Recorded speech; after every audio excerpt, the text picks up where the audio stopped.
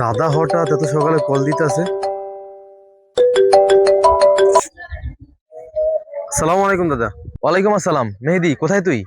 এই তো দাদা মাত্র বাসার থেকে বের হইলাম, অফিসের দিকে যাইতাছি। আরে আম্মা তো চিন্তায় চিন্তায় অসুস্থ হয়ে যাচ্ছে। মা অসুস্থ হইতেছে মানে? কেন, কি হয়েছে? সিএম এর তো 3-4 দিন ধরে কোনো খোঁজ খবরই পাচ্ছি না, ফোন দিলে ফোনও রিসিভ করে না। সিএম রে তো গত 2-3 দিন যাবত আমিও কল দিয়া পাইতেছি না। ওর বাসার ওইখানেও নাই, আবার ওর বাসার আশেপাশেও একটা বটগাছ তলা রেগুলার আড্ডা দেয়, ওইখানে গেছিলাম কিন্তু ওখানেও পাইনি। ওর বাসায় গেছিলি? ওর বাসায় গেছিলাম কিন্তু ব্যর্থ হয়েছি। আর দাদা শোনো, তুমি এত টেনশন নিও না, আর মারেও বলো যাতে এত টেনশন না নেয়। এর আগেও তো এরকম কয়েকবার করছে, তাই না? আচ্ছা শোন ভাই, তুই এক কাজ কর, তুই তোর বাসার আশেপাশে থাকিস, তুই একটু দেখ ওর সাথে যোগাযোগ করতে পারিস কিনা। আচ্ছা ঠিক আছে, সমস্যা নেই, এটা আমি দেখতেছি। আর হ্যাঁ শোন শোন, ওর সাথে কথা হইলে তুই আবার ওকে কিছু বলিস না, কেমন? আচ্ছা ঠিক আছে, কিছু বলবো না। ওকে। সিয়াম 3-4 দিন যাবত কোনো ফোন ধরতেছে না, আবার ওর বাসায়ও নাই। তাহলে কই যেতে পারে ও? দাদারা তো সান্ত্বনা দিলাম, কিন্তু ওরে এখন কই পাই? একটা কাজ করি, ও তো ওর বাসার পাশের বটগাছতলা রেগুলার এসে বসে, ওইখানে যাই দেখি।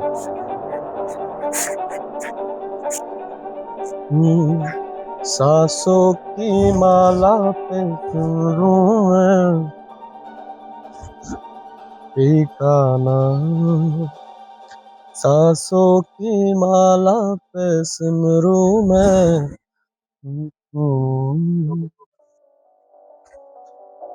দাদা তুমি এখানে? কেন, আমার এখানে আসা নিষেধ নাকি? কিন্তু তুমি হঠাৎ এখানে, তাই আর বললাম। আমার কথা বাদ দে, তুই তুই এতদিন কই ছিলি? দাদা তোরে কল দিতেছে, মা কল দিতেছে, তুই কারো কল রিসিভ করস না। আবার নিজের থেকে তোর একটাবার কল করার সুযোগ হয় না। কই ছিলি তুই এতদিন? কিরে কথা কস না কেন, কই ছিলি? অফিসের কাজে ব্যস্ত ছিলাম। ব্যস্ততা দেখাস তুই কার লগে? হুম, কার লগে তুই ব্যস্ততা দেখাস?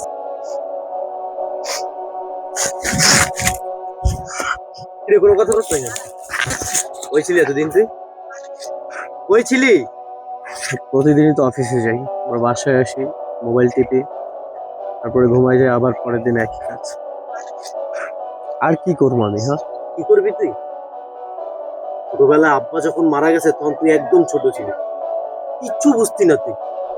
আর এখন তোর চিন্তায় চিন্তায় আম্মায় অসুস্থ হয়ে যাইতেছে। কিন্তু আমি কি করছি? কি করছস তুই? আবার জিজ্ঞাসা কি করছস তুই? তুই একই কাজ বারবার বারবার বারবার করস। তুই তুই প্রতিদিন সকালে ঘুম থেকে উঠোস, মোবাইল টিপোস, অফিসে যাস, দেখার যদি এতগুলা কাজ করস, আবার অফিস থেকে বাসা আসোস, আবার মোবাইল টিপোস, আবার ঘুমায় যাস, আবার পরের দিন সকালে এই সেম কাজগুলো তুই বারবার করে রিপিট করতেছস। এভরিডে সেম রুটিন, সেম সময়। তোর কাপড় বদলায়, তোর সময় বদলায়, কিন্তু তুই বদলাস না। আবার আজকে একই জায়গায় আসছস তুই। নতুন কিছুটা তোর জন্য? কিরে কথা বলস না কেন? নতুন কিছুটা তোর জন্য। তোর মোবাইল টিপার সময় হয়, কিন্তু বাসায় একটাবার কল করার সময় হয় না। তোর মোবাইল টিপার সময় হয়, তোর বন্ধুগুলোকে আড্ডা দেওয়ার সময় হয়, তোর পার্টি করার সময় হয়, তোর এই জায়গায় এসে গান গাওয়ার সময় হয়, কিন্তু বাসায় কল দেওয়া মায়ের সাথে একটাবার কথা বলার মতো সময় হয় না তোর।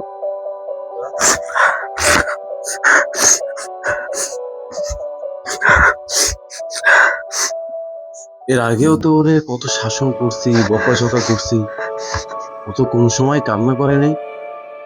তাহলে আজকে হঠাৎ কি হইল ওর?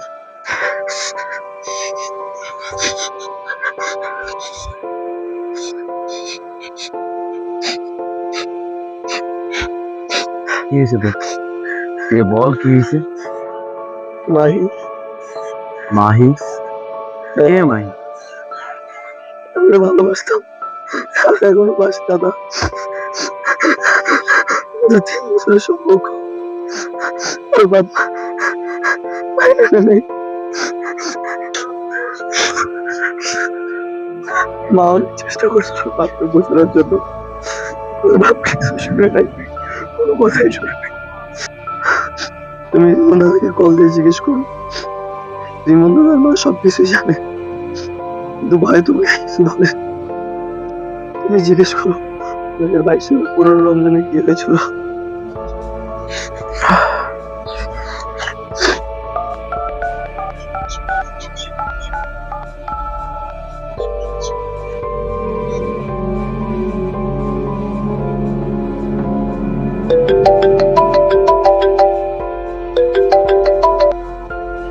আলাইকুম দাদা। ওয়ালাইকুম আসসালাম মেহেদি। হ্যাঁ, সিএমের খোঁজ পাইনি?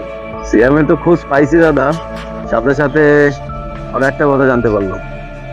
কি কথা? 2022 সালের 15 রমজান কি হচ্ছিল ওই দিন সিএমের সাথে? মানে এত মানে মানে করো না দাদা, সত্যিটা বলো। মাহি নামের একটা মেয়েকে সিয়াম অনেক ভালোবাসত। ওদের 3 বছরের খুব ভালো একটা সম্পর্কও ছিল। ওর মা টুকটাক জানতো, কিন্তু বলো। ওর বাবা জানার পর সবকিছু তছনছ করে।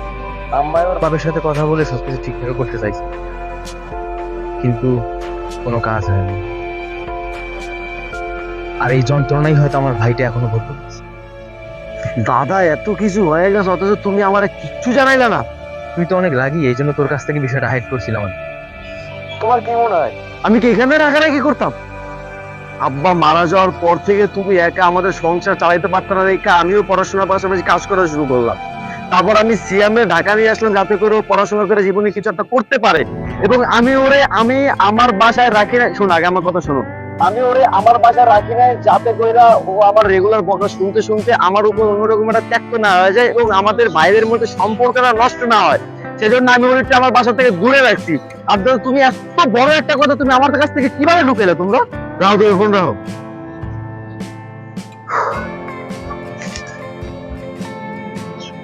তুই কি আমার মায়েরই ভালোবাসো? এটা কাজ কর, তুই ওর সাথে যোগাযোগ কর, ওর সাথে কথা বল, আর ওরে রাজি করা। প্রয়োজনে তুই ওরে নিয়ে আয়, বাপ ভাইয়ের সব আমি দেখি। ওর বিয়ে ঠিক হয়েছে দাদা, ওর সাথে কথা বলে জানতে পারলাম ও নাকি ওর বাবার বিরুদ্ধে যেতে পারবে না। ভালোবাসা?